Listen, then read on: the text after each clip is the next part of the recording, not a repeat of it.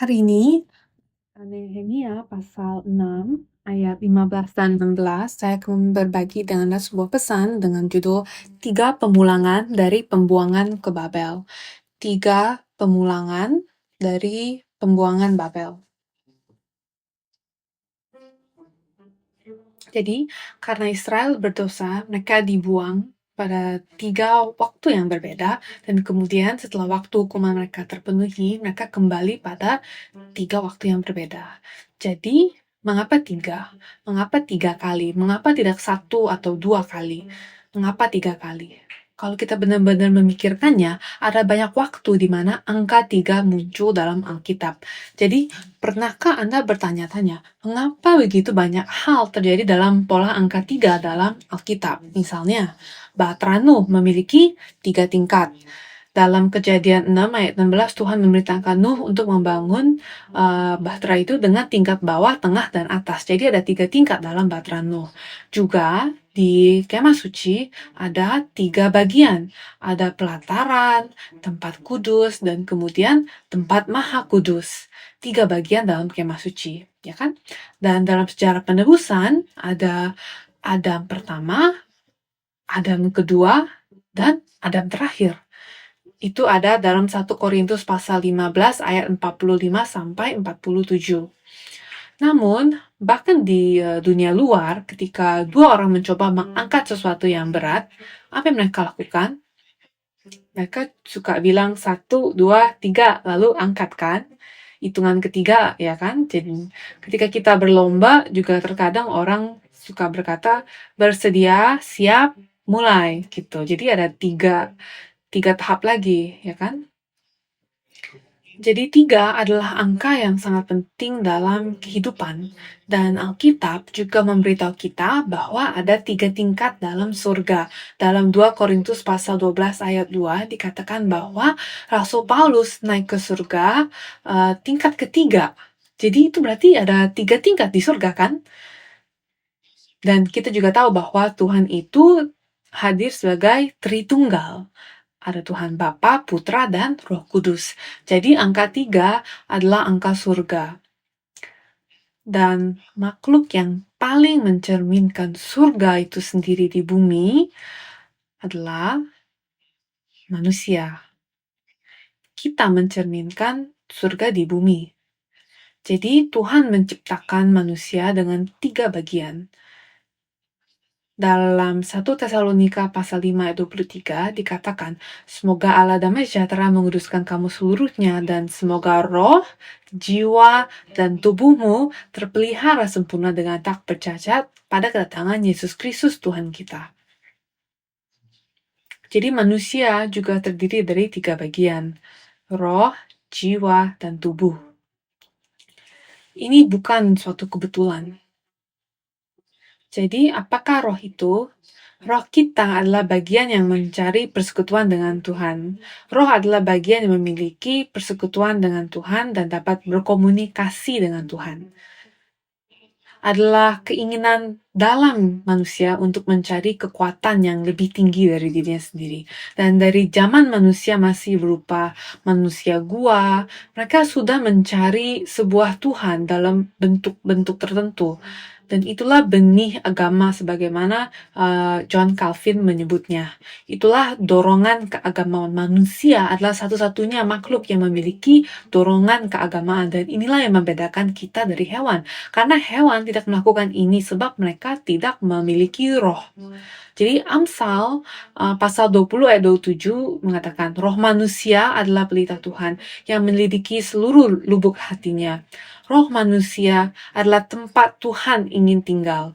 Jadi roh manusia adalah satu-satunya wadah yang dapat menerima roh Tuhan. Itulah sebabnya manusia begitu bermartabat. Itu sebabnya kehidupan manusia begitu berharga, karena kita adalah wadah Tuhan, tempat roh Tuhan dapat tinggal. Tidak ada tempat lain yang dapat melakukan hal ini, hanya dalam roh manusia. Itulah gambar Tuhan. Dan jiwa adalah apa yang orang-orang di dunia sebut sebagai pikiran kita, tetapi dalam Alkitab disebut jiwa. ya kan? Jadi itu sama dengan pikiran yang terdiri dari kecerdasan, dari keemosian, kemauan, dan ini adalah bagian yang berpikir, yang merasakan, dan memutuskan. Itulah jiwa. Lalu bagian ketiga tentu saja tubuh kita, yaitu daging kita, tulang kita, darah, sel, dan lain-lain. Jadi ketika Adam jatuh, ketiga bagian itu menjadi rusak dan berdosa. Roh, jiwa, dan tubuh. Bukan hanya tubuh, tetapi ketiganya. Roh, jiwa, dan tubuh jatuh. Sehingga ketiganya perlu diselamatkan dan dipulihkan. Itulah sebabnya diperlukan 3 langkah atau 3 tahap untuk memulihkan ketiga bagian roh, jiwa, dan tubuh. Jadi pembuangan dan kepulangan ke Babel berhubungan dengan struktur manusia. Jadi hari ini kita akan melihat bagaimana ketiga pemulangan dari Babel berhubungan dengan 3 bagian manusia. Nomor 1, pemulangan pertama dari Babel. Pertama-tama, mari kita lihat beberapa fakta tentang pemulangan ini. Kapan itu terjadi? Pada tahun 537 sebelum Masehi, para pemimpinnya adalah Zerubabel dan Yosua sang imam besar. Dan apa tujuan pemulangan itu? Tujuan pemulangan pertama adalah untuk membangun kembali bait suci. Jadi bait suci itu hancur kan? Dan setelah 70 tahun, Tuhan memberitahu mereka bahwa mereka dapat kembali dan membangun kembali bait suci itu. Jadi dalam Esra pasal 1 ayat 3 dikatakan, siapa di antara kamu termasuk umatnya, Allahnya menyertainya. Bela ia berangkat pulang ke Yerusalem yang terletak di Yehuda dan mendirikan rumah Tuhan Allah Israel, yakni Allah yang diam di Yerusalem. Lihat, itu tujuan utama kepulangan pertama, untuk membangun kembali bait suci. Dan pemulihan pertama berhubungan dengan pemulihan roh kita. Alkitab memberitahu kita bahwa Allah tidak tinggal di bangunan yang dibangun oleh manusia. Di mana Allah tinggal? Dalam 1 Korintus 3 ayat 16 dikatakan, tidak tahukah kamu bahwa kamu adalah bait Allah dan bahwa roh Allah diam di dalam kamu. 1 Korintus 3 ayat 16. Itu berbicara tentang kita, manusia, ya kan? Jadi roh Allah tinggal di dalam kita. Nah, di mana di dalam diri kita roh Allah itu tinggal. Alkitab memberitahu kita bahwa roh Allah tinggal di dalam roh kita. Jadi pada saat pemulangan pertama, mereka kembali untuk membangun kembali bait suci. Jadi itu mengajarkan kita bahwa dalam keselamatan kita, langkah pertama adalah menerima roh Allah dalam roh kita, sehingga kita bisa menjadi bait suci Allah. Jadi ketika kita pertama kali datang kepada Kristus dan kita menerima Yesus sebagai Tuhan dan Juru Selamat kita, maka Roh Kudus datang kepada kita dan tinggal di dalam kita. Jadi dalam Kisah Para Rasul pasal 2 ayat 38 dikatakan, jawab Petrus kepada mereka, bertobatlah dan hendaklah kamu masing-masing memberi dirimu dibaptis dalam nama Yesus Kristus untuk pengampunan dosamu, maka kamu akan menerima karunia Roh Kudus. Lihat, ini adalah langkah pertama ketika Anda menerima Yesus dan bertobat, Roh Kudus masuk ke dalam roh kita dan roh kita dipulihkan. Juga dalam Efesus 1 ayat 13 dikatakan bahwa ketika kamu pertama kali mendengar Injil dan percaya, kamu dimeteraikan dengan Roh Kudus. Itulah langkah pertama. Tetapi ketika kita melihat sejarah kepulangan pertama dari Babel, ketika mereka datang untuk membangun kembali bait suci, apakah itu mudah? Sama sekali tidak mudah, kan? Ada banyak pertentangan dari musuh-musuh sekitar mereka. Musuh-musuh di sekitar mereka coba untuk menghentikan mereka. Mereka menyerang mereka, menggoda mereka, mengecek mereka, melakukan apa saja untuk menghentikan pembangunan kembali bait suci. Jadi mereka mulai membangun kembali pada tahun 536 sebelum Masehi. Tetapi karena serangan itu, mereka harus berhenti sampai tahun 520 sebelum Masehi, selama 16 tahun.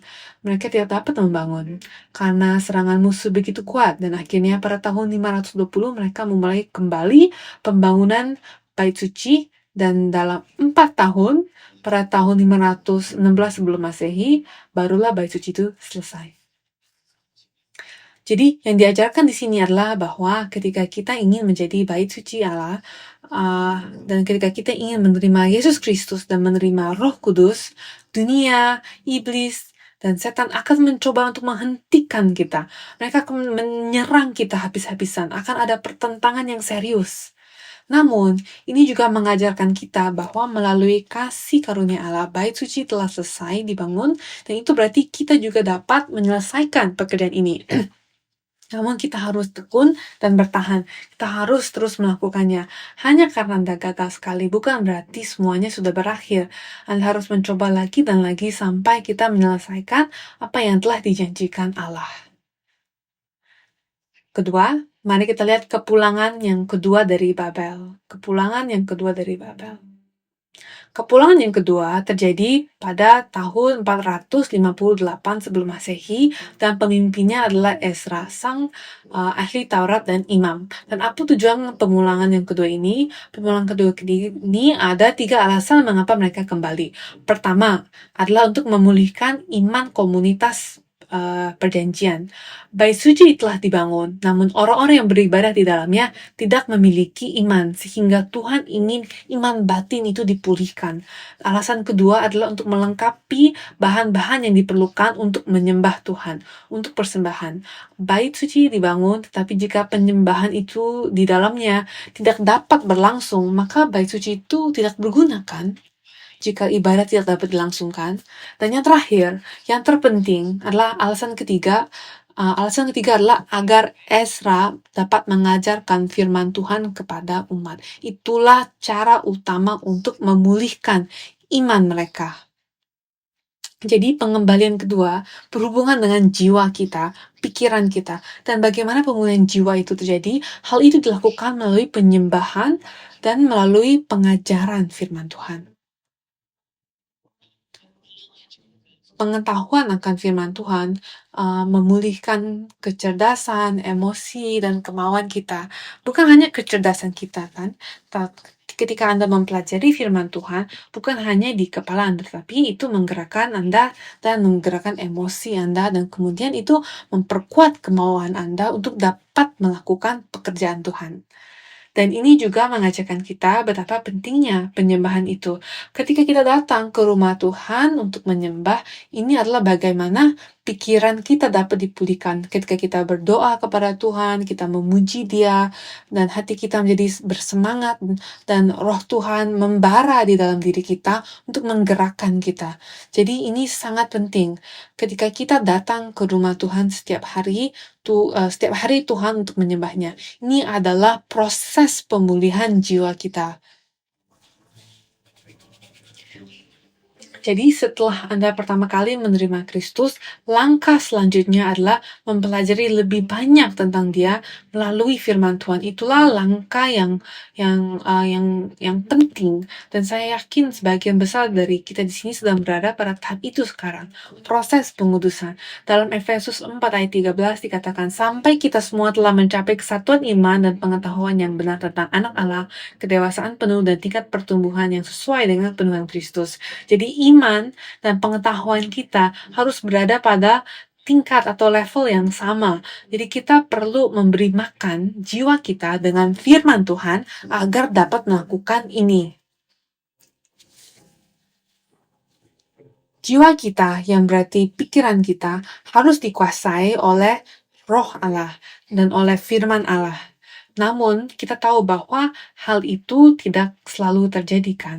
Kadang-kadang terjadi, kadang-kadang tidak. Tetapi ketika firman Allah menguasai hati dan pikiran kita, saat itulah kita dapat memiliki kedamaian sejati dalam hidup kita.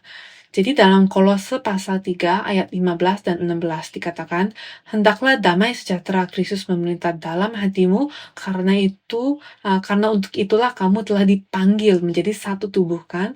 Hendaklah damai sejahtera Kristus memerintah dalam hatimu. Renungkan itu. Maka kamu tidak akan memiliki kekhawatiran dalam hidup. Jadi bagaimana kita melakukannya? Ayat 16 memberitahu kita, hendaklah perkataan Kristus diam dengan segala kekayaannya di antara kamu. Itulah kuncinya. Jika firman Tuhan diam dengan segala kekayaannya di dalam dirimu, maka kamu akan memiliki kedamaian di dalam hatimu. Karena firman itulah yang akan memerintah hatimu. Dan kemudian dikatakan, sehingga kamu dengan segala hikmat mengajar dan menegur seorang akan yang lain, dan sambil menyanyikan mazmur dan puji-pujian dan nyanyian rohani kamu mengucap syukur kepada Allah di dalam hatimu. Inilah yang terjadi ketika hatimu dipenuhi dengan firman Tuhan.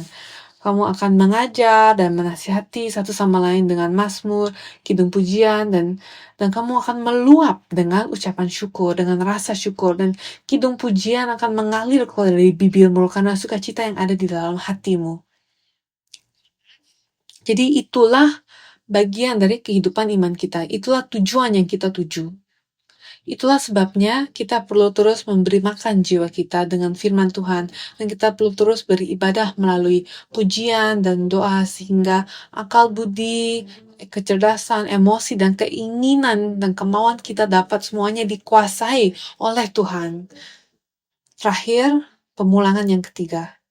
Pemulangan ketiga dari Babel terjadi pada tahun 444 sebelum Masehi, dan pemimpinnya adalah seorang pria yang bernama Nehemia. Dan tujuan pemulangan itu adalah untuk membangun kembali tembok Yerusalem. Karena Yerusalem telah hancur, tembok-temboknya telah hancur total. Jadi Nehemia kembali untuk membangun kembali tembok itu. Jadi mengapa tembok itu begitu penting? Karena pada zaman dahulu semua kota memiliki tembok. Jika tidak ada tembok, kota itu bukanlah kota. Karena tanpa tembok, musuh dapat masuk kapan saja, sehingga setiap kota harus memiliki tembok yang dibentengi. Tembok yang membentengi, dan terutama Yerusalem, karena Yerusalem disebut sebagai kota Tuhan dalam Alkitab. Kota itu disebut kota kudus karena di sana terdapat bait suci Allah. Rumah Tuhan berada di sana, dan identitas serta keberadaannya bergantung pada tembok ini. Jika tidak ada tembok, maka tidak ada Yerusalem. Jadi tembok itu adalah garis yang jelas, garis yang menunjukkan di mana dunia berakhir dan Yerusalem dimulai. Tanpa tembok itu tidak ada garis. Samar kan? Di mana Yerusalem? Apakah dimulai di sini atau di sana? Apa di mana? Apakah ini bagian dari dunia atau apakah ini bagian dari Yerusalem? Kita tidak dapat benar-benar mengetahuinya tanpa garis kan? Tanpa garis pemisah. Dan itu hal yang sama yang dilakukan oleh tembok rohani kita dalam kehidupan kita. Apakah Anda memiliki garis yang jelas yang memisahkan Anda dari dunia? Ketika orang melihat Anda, apakah mereka berkata, oh, orang itu seorang Kristen, dia seorang yang beriman, atau dia seorang yang beriman? Tentu saja kita dapat melihatnya. Atau apakah orang berkata, ya, dia mengaku sebagai orang Kristen, tetapi saya tidak tahu karena dia bertindak seperti orang lain kan? Berarti ya tidak ada tembok di sana. Dalam Alkitab, apa tujuan dari tembok itu? Dalam Yehezkiel pasal 42 ayat 20 dikatakan bahwa tujuan dari tembok itu yang berbicara tentang tembok itu adalah untuk memisahkan antara yang kudus dan dengan yang tidak kudus. Itulah tujuannya, untuk memisahkan antara yang kudus dan yang tidak kudus. Jadi dalam hidup kita, apakah kita menjalani hidup yang kudus dan saleh? Atau apakah kita menjalani hidup yang tidak kudus? Apakah hidup kita kehidupan yang penuh keduniawian? Apakah hidup kita ini duniawi? Atau apakah campuran dari keduanya? Jadi tembok itu menyediakan garis pemisah. Dan jika Anda memiliki tembok yang kokoh, itu berarti tidak ada keduniawian di dalamnya. Jadi kedatangan yang ketiga berhubungan dengan tubuh kita, dengan kehidupan fisik kita. Itu berarti cara kita berbicara, cara kita berjalan, cara kita bertindak, cara kita berlaku, cara kita berbuat, perbuatan kita, bagaimana kita menjalani kehidupan kita, apakah ada tembok rohani di dalam kehidupan kita saat ini. Alkitab memberitahu kita bahwa kita perlu keluar dari Babel dan memisahkan diri. Baru Tuhan akan menjadi Bapa kita. Jadi itulah tujuan tertinggi kita. Itulah penebusan tubuh kita. Dalam roh kita, kita percaya pada Yesus. Dalam jiwa kita, kita mengetahui sebagian dari firman Tuhan. Dan kita coba untuk hidup sesuai dengan firman yang kita tahu itu, tetapi dalam tubuh kita, dalam kehidupan fisik kita, seberapa banyak kita benar-benar melakukannya, melaksanakannya, seberapa banyak kita benar-benar melakukan pekerjaan itu. Roma pasal 8 ayat 23 mengatakan, tujuan akhir adalah penebusan tubuh kita, di mana tubuh kita mengatasi dosa dan hidup sesuai dengan firman Tuhan. Dan dalam Roma pasal 8 ayat 11 dikatakan kepada kita bahwa ketika kedatangan Kristus yang kedua kembali, pekerjaan utamanya adalah untuk memberikan hidup pada tubuh kita yang fana. Artinya, dia akan menebus tubuh kita supaya kita hidup sesuai dengan firman Tuhan. Dan itulah yang dikatakan Yehezkiel pada Yehezkiel pasal 36 ayat 26 dan 27. Dikatakan, kamu akan kuberikan hati yang baru dan roh yang baru di dalam batinmu, dan aku akan menjauhkan dari tubuhmu hati yang keras dan kuberikan kepadamu hati yang taat. Rohku akan kuberikan diam dalam batinmu, dan aku akan membuat kamu hidup menurut segala ketetapanku dan tetap berpegang pada peraturan-peraturanku dan melakukannya. Yehezkiel 36 ayat 26 sampai 27. Berjalan menurut ketetapanku, itulah tindakan. Menaati perintahku, itulah tindakan juga kan? Jadi di akhir zaman, ketika Kristus kembali, dia akan memberi kita roh yang baru dan dia akan memampukan kita untuk hidup sesuai dengan firman Tuhan. Cara kita berjalan, berbicara, hidup, dan bertindak, semuanya akan sesuai dengan firman Tuhan. Dan itulah tujuan akhir kita kan? Itulah tujuan akhir kita. Dan kesanalah kita menuju, kesanalah kita ingin pergi. Dan itu digambarkan sebagai membangun tembok di sekeliling Yerusalem. Jadi kita perlu memiliki tembok itu. Garis pemisah itulah yang memisahkan kita dari dunia luar. Karena pada hari Senin, ketika semua kembali ke dunia, kita hidup di dunia, tetapi apakah kita memiliki tembok rohani sekeliling kita untuk melindungi kita? Meskipun kita hidup di dunia, kita bukan bagian dari dunia. Kita harus berbeda. Kita harus dipisahkan. Dan kita tahu itu tidak mudah, karena dalam membangun tembok ini, Nehemia juga menghadapi banyak kesulitan dan pertentangan. Jadi dalam teks hari ini dikatakan bahwa tembok itu selesai hanya dalam 52 hari, tetapi itu terjadi melalui pertolongan Tuhan.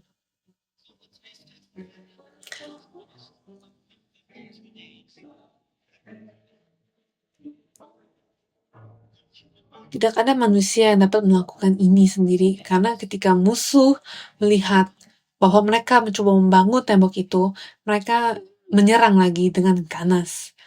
Awalnya mereka mengolok-olok mereka, menunjuk jari, mengejek, menertawakan mereka dan berkata, "Hah, apa yang mereka pikir mereka lakukan? Apakah mereka benar-benar berpikir bahwa mereka dapat membangun tembok ini?" Dan hari ini pun orang-orang di dunia juga berkata, lihatlah orang-orang yang bodoh yang pergi ke gereja. Mereka pikir mereka siapa? Tidak ada Tuhan. Apakah mereka benar-benar berpikir bahwa mereka dapat hidup seperti Tuhan? Hidup seperti Yesus? Tidak mungkin. Dan setan memiliki banyak cara untuk menghalangi pekerjaan kita kan?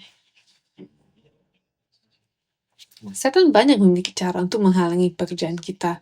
Dan banyak menggunakan orang-orang untuk menyerang kita. Dan pertama mereka membawa godaan, mereka menggoda kita dengan hal-hal yang kita sukai. Misalnya di padang gurun, di perkemahan yang ke-41, apa yang mereka lakukan? Mereka membawa wanita-wanita Moab yang cantik untuk menggoda orang-orang Israel agar mereka berdosa terhadap Tuhan. Dan mereka juga membawa makanan yang lezat, makanan yang dipersembahkan kepada berhala untuk menggoda orang Israel agar mereka memakan makanan itu dan berdosa terhadap Tuhan. Jadi itu sebuah contoh bagaimana setan bekerja. Pertama, dia menggoda Anda dengan hal-hal yang Anda sukai di dunia ini dan membuat Anda berdosa terhadap Tuhan dan berpaling dari Tuhan. Dan kemudian jika itu tidak berhasil, mereka menyiksa Anda seperti Ayub. Ingat Ayub?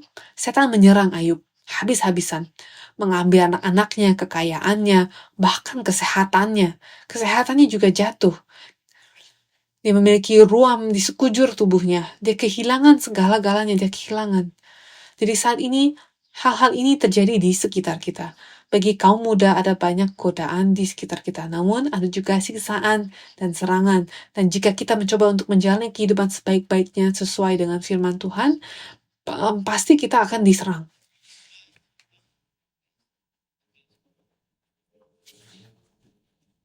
Dan setan mencoba begitu banyak taktik yang berbeda sehingga kita harus waspada setiap saat. Bagaimana Nehemia melakukan ini? Dalam Nehemia pasal 4 ayat 17 dikatakan, yang membangun di tembok, orang-orang yang memikul dan mengangkut melakukan pekerjaan dengan satu tangan dan dengan tangan yang lain mereka memegang senjata. Lihat, satu tangan memegang senjata untuk melawan serangan dan tangan lainnya melakukan pekerjaan pembangunan tembok kembali. Ini mengingatkan kita tentang apa yang perlu kita lakukan saat kita mencoba membangun bait suci kita di dalam diri kita. Kita harus melawan godaan iblis. Ini adalah tantangan yang kita hadapi saat ini sama seperti Nehemia.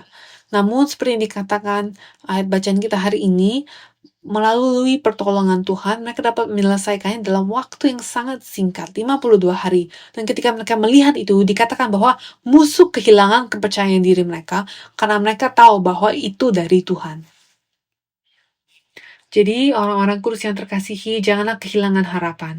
Tetaplah teguh hati, dan kita harus terus berjuang dalam perjuangan yang baik ini. Sekalipun kita gagal sekali atau dua kali tidak masalah, karena Alkitab berjanji kepada kita bahwa Allah akan menyelesaikan pekerjaan ini.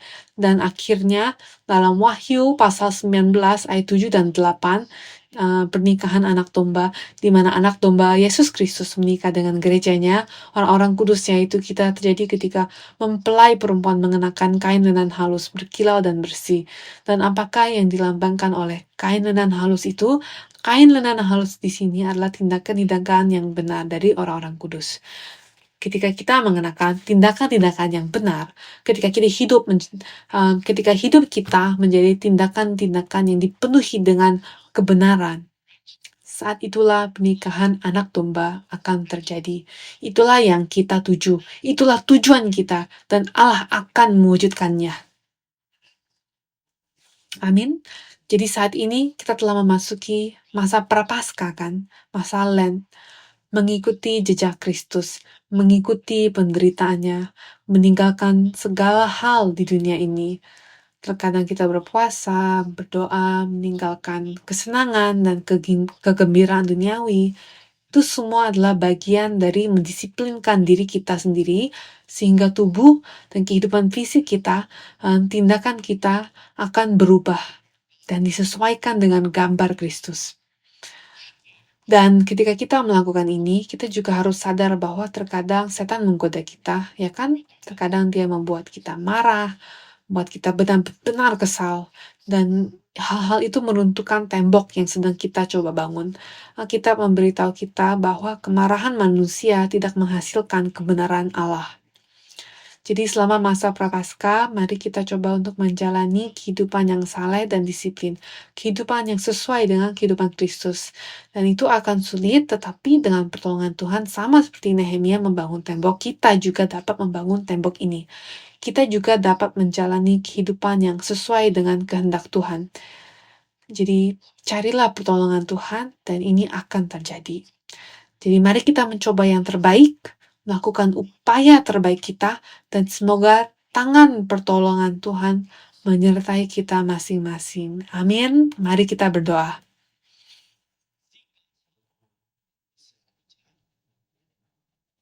Bapa Surgawi yang terkasih, kami bersyukur atas kasih karunia-Mu, kami bersyukur atas firman perjanjian yang telah Engkau berikan kepada kami. Meskipun dunia mungkin berkata bahwa kita adalah makhluk yang jatuh, tidak sempurna, bahwa ini tidak mungkin, Alkitab dengan jelas memberitahu kita bahwa Engkau akan menyelesaikan pekerjaan yang telah Engkau mulai ini. Semoga roh, jiwa, dan tubuh kita sepenuhnya sesuai dengan gambar Tuhan kita Yesus Kristus. Dan bantulah kami untuk tidak pernah menyerah, tapi bantulah kami untuk berjuang dalam pertarungan yang baik ini sampai akhir, sehingga kami dapat melihat sampai akhir apa yang akan Tuhan lakukan dalam hidup kami. Kami sangat berterima kasih kepadamu untuk janji ini, untuk perjanjian ini, dan untuk kasih karunia-Mu, dan untuk apa yang akan Engkau lakukan dalam hidup kami. Kami memberikan kemuliaan dan pujian kepadamu, dan kami berterima kasih dan menaikkan segenap doa ini dalam nama Tuhan kita Yesus Kristus dengan ucapan syukur. Amin. Marilah kita muliakan Tuhan dengan tepuk tangan kita.